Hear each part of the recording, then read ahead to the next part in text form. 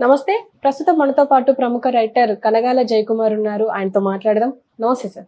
నమస్తే. Sir most happiest person in Hyderabad అని మీరు మాట్లాడడానికి వచ్చారు అని చెప్తున్నారు. ఇటీవల కాలంలో ఓకే. చాలా హ్యాపీగా ఉండేటటువంటి ఒక వ్యక్తిని మనం చూసాం.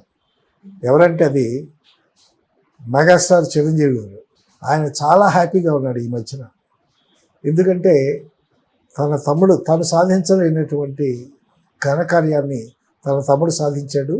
21 సీట్లు గెలుచుకున్నాడు. ఆ గెలుచుకొని తర్వాత ఢిల్లీ వెళ్ళి ప్రైమ్ మినిస్టర్ మోడీ పక్కన కూర్చున్నాడు. అక్కడ అభినందనలు పొందాడు. అందరూ కూడా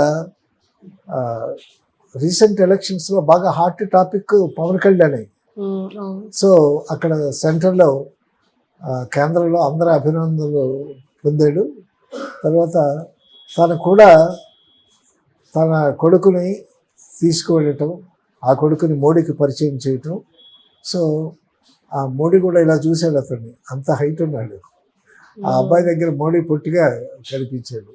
సో ఈ విధంగా చాలా చాలా గొప్ప విజయంతో వచ్చినటువంటి పవన్ కళ్యాణ్ని చూసి చిరంజీవి పొంగిపోవటం, తర్వాత గెలిచిన తర్వాత పవన్ కళ్యాణ్ ఇంటికి రావటంతో అతన్ని రిసీవ్ చేసుకోవటం, పెద్ద పూలదండ అన్నయ్య తమ్ముడు పెద్ద పూలదండ ఇచ్చి అన్నయ్య మెడలో వేసి అది వేరు, కానీ చిరంజీవి పెద్ద పూలదండ తీసుకొచ్చి అతని తమ్ముడు మెడలో వేసి ఆలింగనం చేసుకుంటే పవన్ కళ్యాణ్ అన్నయ్య కాళ్ళ మీద పడి పాద నమస్కారం చేస్తుంటే పక్కన ఉన్నటువంటి నాగబాబుతో పాటు అందరి కళ్ళు చెమర్చాయి. తర్వాత వదిన కాళ్ళ మీద పడ్డాడు. వదిన తల్లితో సమానం అంటారు కదా, ఆవిడ అభినందించుకొని ఎన్ని అభినందనలు. అసలు ఒక కుటుంబం ఈ మధ్య ఇటీకాలంలో చాలా గొప్పగా ఉన్న సంతోషంగా ఉన్న కుటుంబం ఏది అని అంటే చిరంజీవి గారి కుటుంబం, పవన్ కళ్యాణ్, నాగబాబు వాళ్ళ గురించి చెప్పుకోవాలి. తర్వాత పవన్ కళ్యాణ్ ఇప్పుడు రాజకీయ నాయకుడిగా లబ్ధి పొందాడు, బాగా విజయం సంపాదించాడు అనే దానికన్నా కూడా తన అన్నదమ్ములు అన్న, తన వదిలి గారన్న, ఒక కుటుంబ వ్యవస్థ మీద ఎటువంటి విలువలతో ఉన్నాడో అతను అనేటటువంటిది మనకి తెలుస్తూ ఉంది.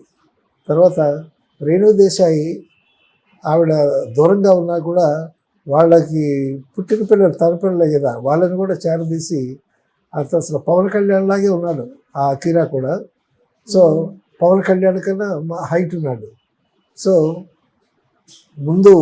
ముందు తరాలకి సంబంధించినటువంటి ఒక హీరో మన తెలుగు చిత్ర పరిశ్రమకి వస్తున్నాడని కూడా ఆశించవచ్చు.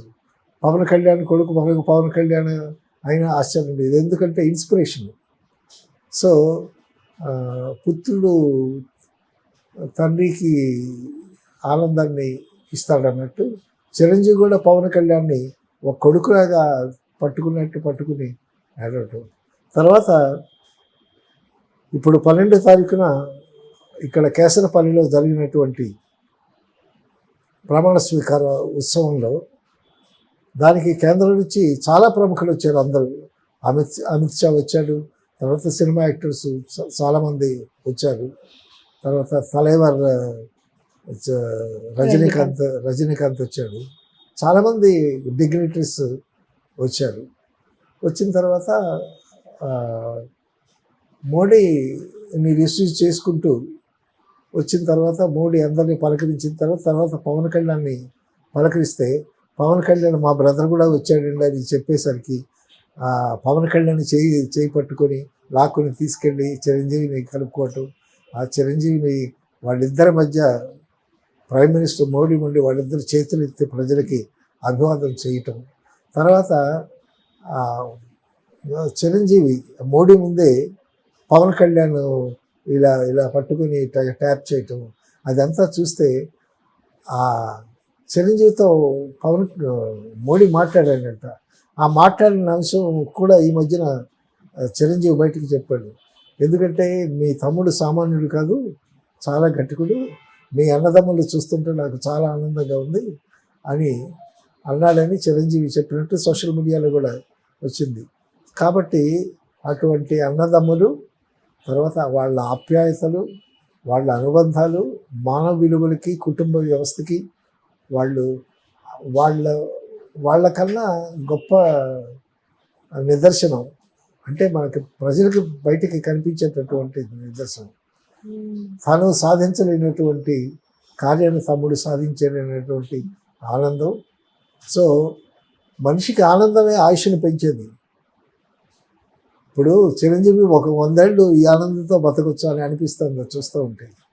తర్వాత వాళ్ళ పవన్ కళ్యాణ్ తర్వాత చిరంజీవి వాళ్ళు ఆలింగనం చేసుకునేటప్పుడు పక్కనున్న నాగబాబు కంటతడి పెట్టాడు. సో వాళ్ళ అన్యోన్యం చూస్తుంటే అందరూ కంటతడి పెట్టిన వాళ్ళే.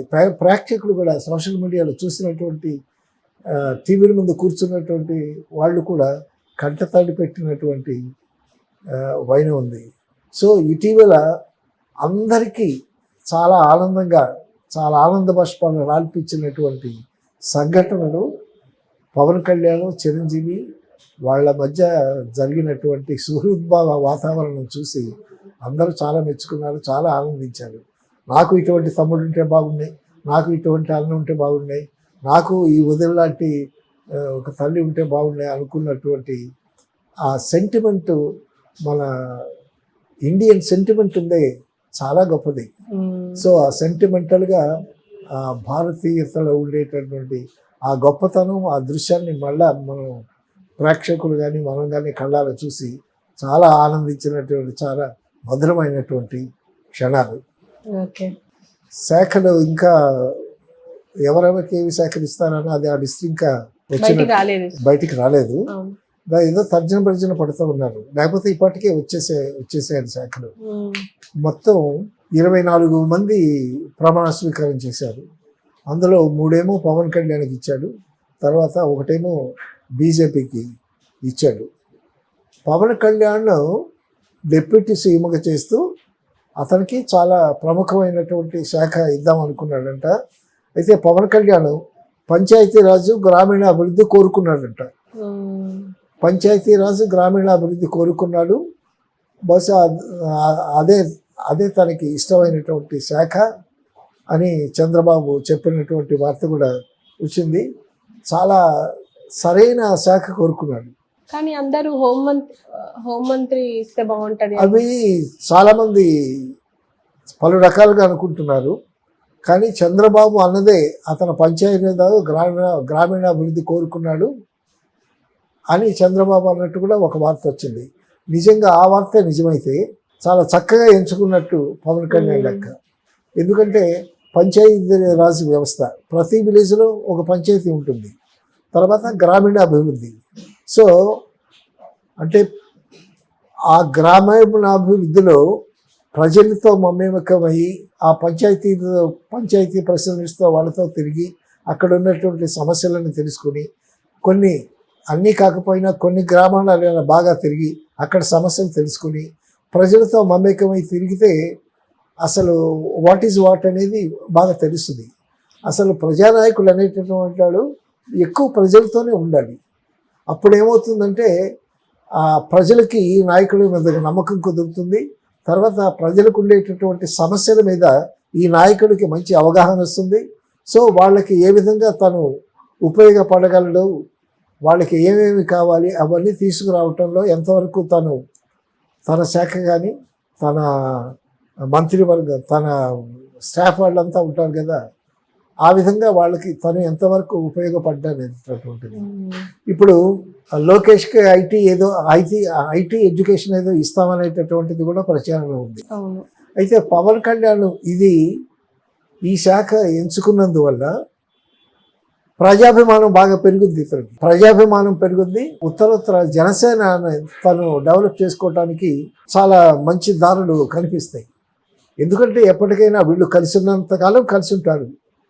పోతే తెలుగుదేశం ఈ కూటమి నెక్స్ట్ ఎలక్షన్స్ కన్నా ఎక్కడన్నా విభేదాలు వస్తే ఆ పార్టీ వేరు, ఈ పార్టీ వేరు. అది తెలుగుదేశం పార్టీ, ఇది జనసేన పార్టీ. రేపొద్దున ఇప్పుడు మరొక 5 ఏళ్ళు చేసిన తర్వాత చంద్రబాబు నాయుడు గారు వృద్ధుడైపోతాడు. అప్పుడు పార్టీ పగ్గాలేమో లోకేష్ చేతిలోకి వస్తాయి. సో అలాగే లోకేష్ తన పార్టీనే పెంచుకోవటం కోసం చూస్తాడు, అలాగే జనసేన కూడా తన పార్టీని పెంచుకోవటం కోసం తను చూస్తాడు కదా. సో అప్పుడు ఇద్దరు విడిపోయి పోటీ చేసేటటువంటి పరిస్థితి కూడా రావచ్చు, చెప్పలేము, రాజకీయాల్లో ఏమైనా జరగచ్చు.